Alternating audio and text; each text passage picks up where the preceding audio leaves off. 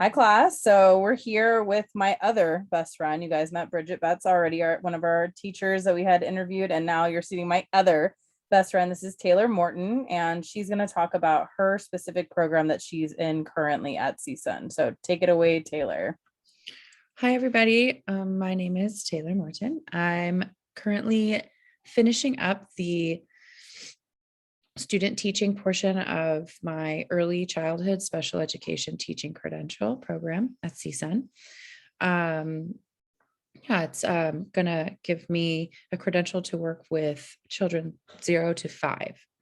So early intervention and preschool as well. Okay, and we just had a lecture that's going to be about early intervention, just talking about the ins and outs of that. So can you actually tell us a little bit about what an early intervention specialist job duties look like? The early intervention specialist will meet with the family and create an individualized family service plan based on the needs of that family, working with other service providers to coordinate, different services, also creating objectives, identifying areas of need, and basically designing a plan to help best support that family. And it's unique to an IEP because it's some of the objectives might specifically address family members, caregivers, like that, can in turn benefit the family and the child. So And so for your specific program, you said 0 to 5. Is there kind of like a sweet spot in regards to early intervention in regards to age for children? I think that depends on the eligibility, what the diagnosis is. I mean, we're seeing a lot of kids who are getting diagnosed with autism older, probably more around the 2 age range. But some other disabilities are they can start getting services at birth because the family already knows that the child is going to be eligible for those services. Definitely, earlier, as early as we can start getting the plan going and services and meeting with the family, it's best for the best outcomes for the kid. Yeah, definitely. The earlier the better, because then hopefully they don't need as much later down the line. But of course, it depends on the child and the situation. All right, so we're going to get into my student's question. So this is from my student Litzy. She says, "How did you find out about your program at CSUN?" Well, I've been looking, knowing that I wanted to get my teaching credential. Um, I was kind of on the fence, to be honest. I had been subbing in general ed. What took me a little spending some time with myself to really get settled on special ed. And I've always wanted to work with younger children. So I found this program by just just going to CSUN, just going to the office and just going online and searching out, the special education department, the credential department, so it's like the Office of Education is kind of umbrella that you can find the credential department there and the special education credential department. Yeah, I mean, CSUN school close to my house. I knew it was a good school and I just reached out, sent some emails. And of course, I'm biased, as you know. So what is your BA in also, Taylor?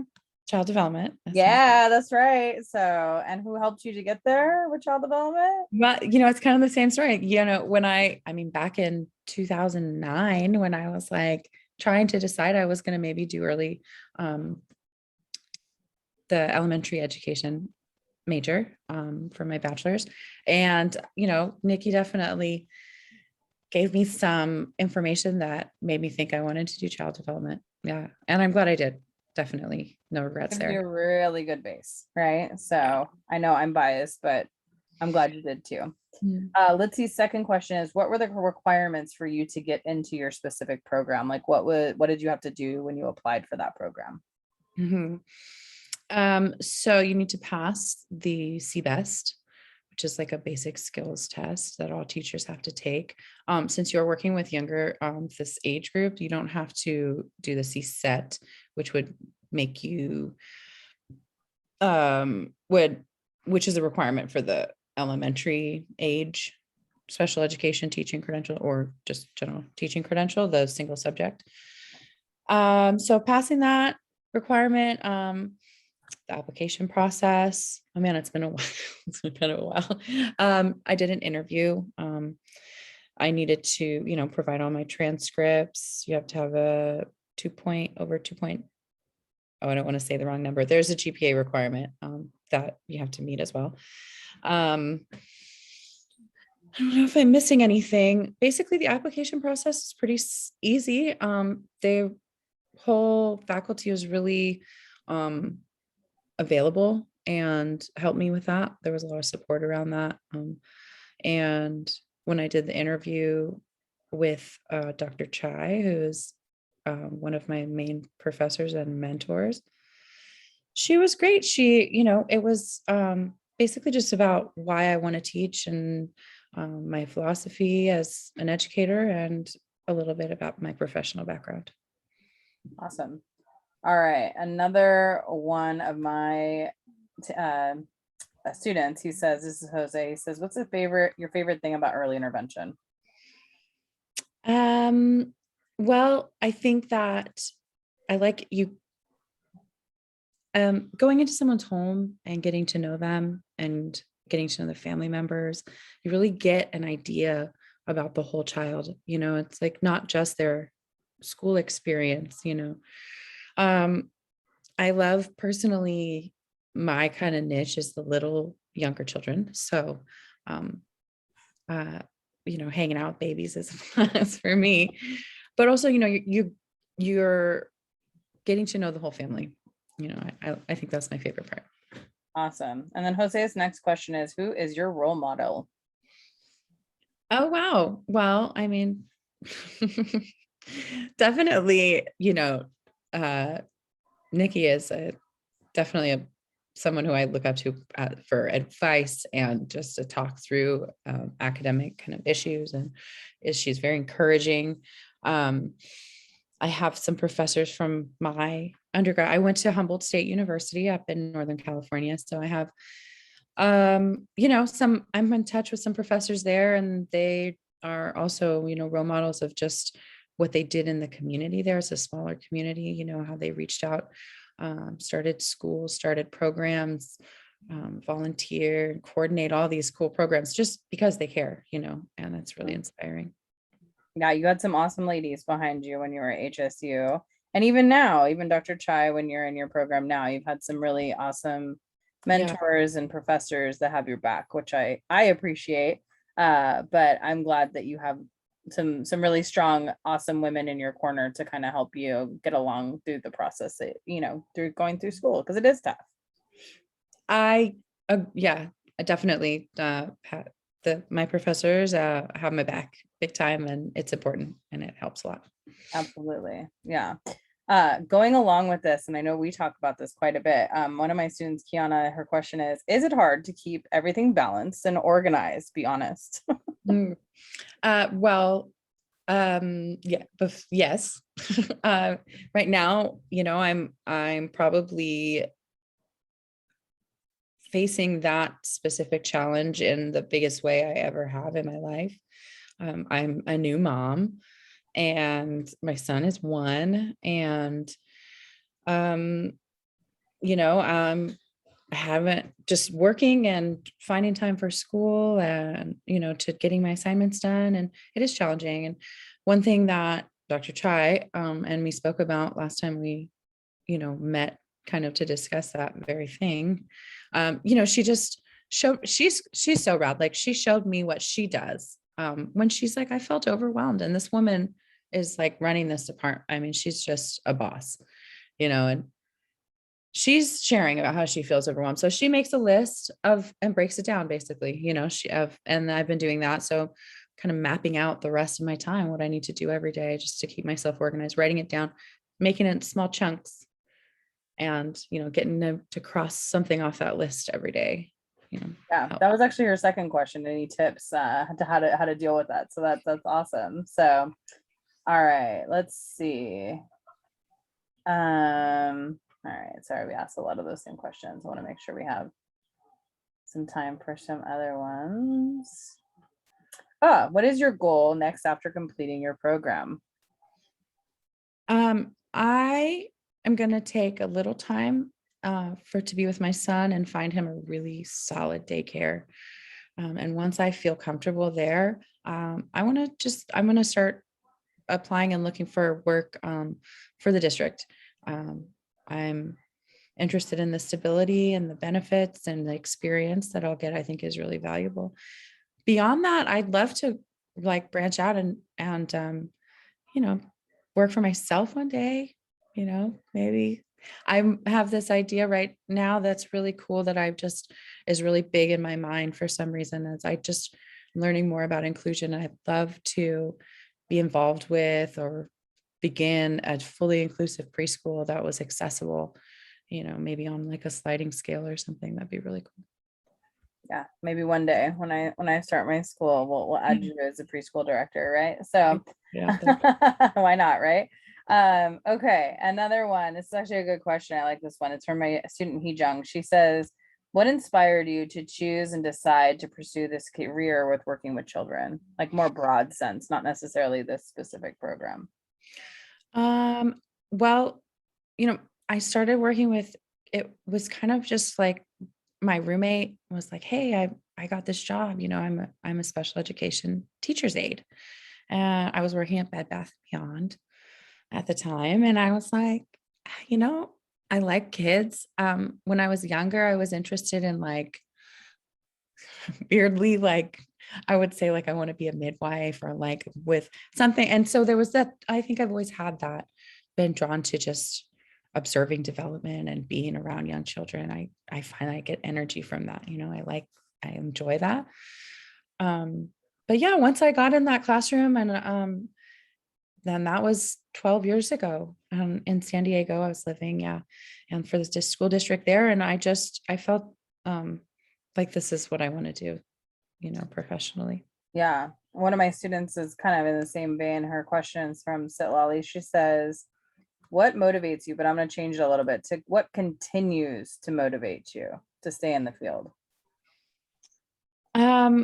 Well, now that I feel like I have the education and I have the like I'm using evidence-based practice, I understand how to monitor my students' progress and how to like write report to like share this information with other professionals.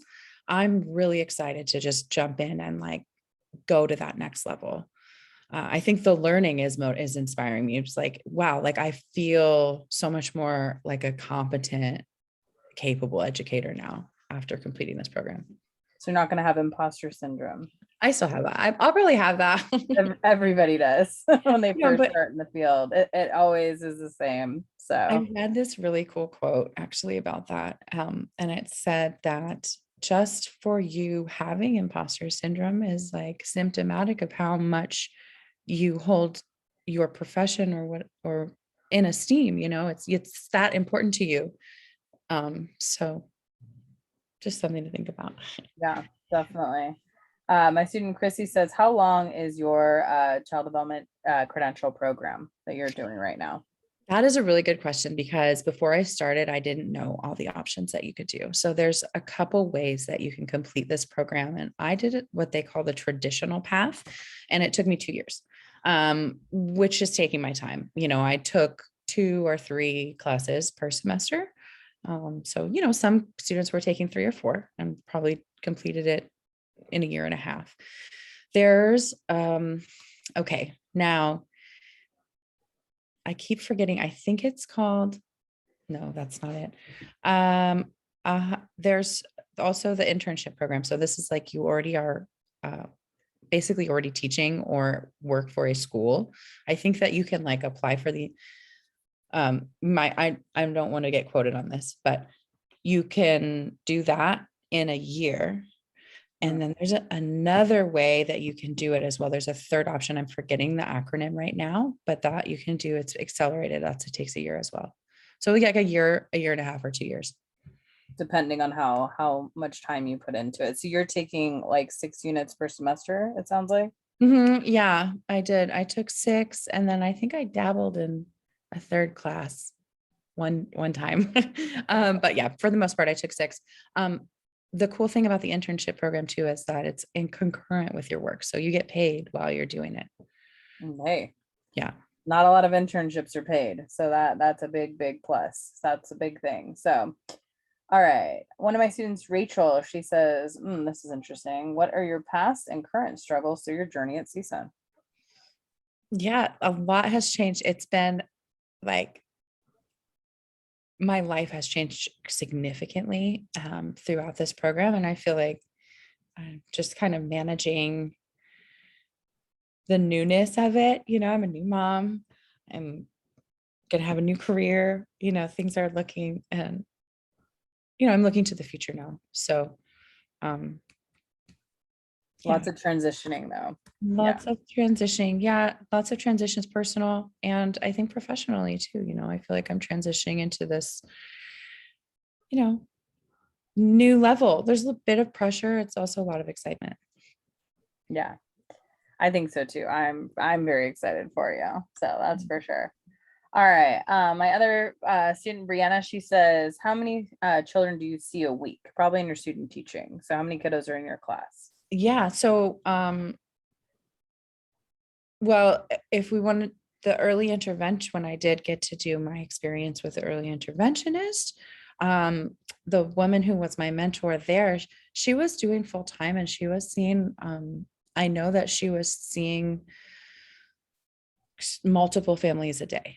So, I mean, I would roughly estimate she was seeing between probably 5 and 10 families a week. She was putting in 8 hours going from home to home. So, but there's also, and I've been looking around for jobs just personally, and there's part-time work where you'd probably see 3 or 4 families a week.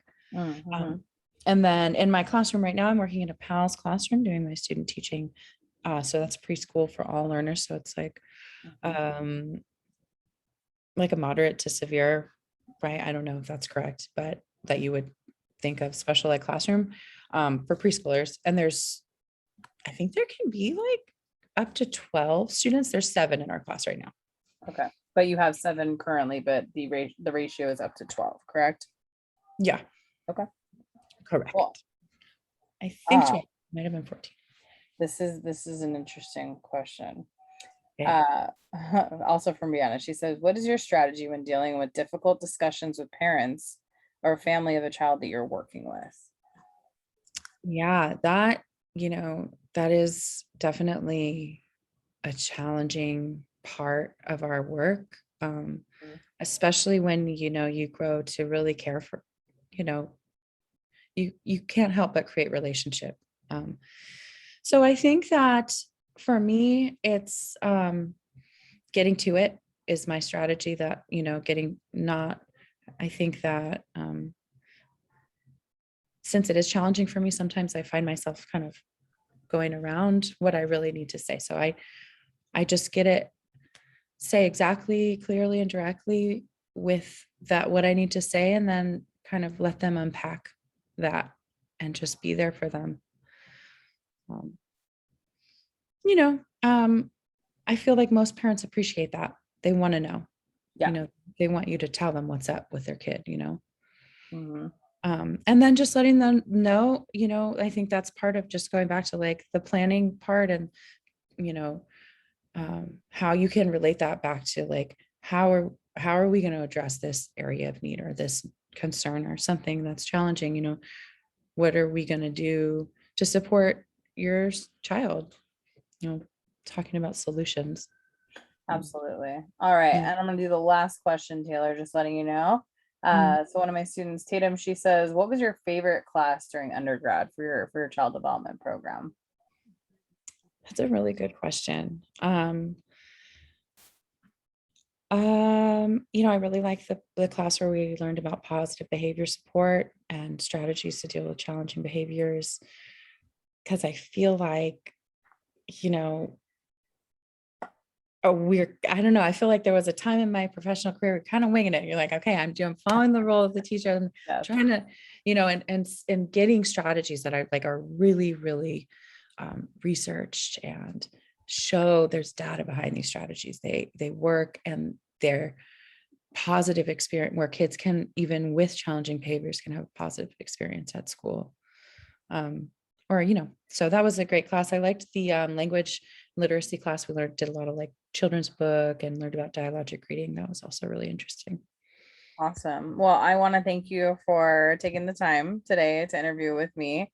I know we talk a lot normally, but we talk about professionalism all the time, but I appreciate you taking the time and answering some of my students' questions. And if you don't mind, I usually give my students an opportunity, if they have further questions, to just throw up your email on Canvas. Are you open to that? Yeah, totally. You can use my CSUN email. Great. I'll put it in the chat really quickly. That's all right. I have it already. I'm gonna Got put it? it on Canvas. Yeah, I have it Great. already. So, but cool. Thank you so much, and appreciate you coming in this evening. Okay. Bye, guys. Go out there.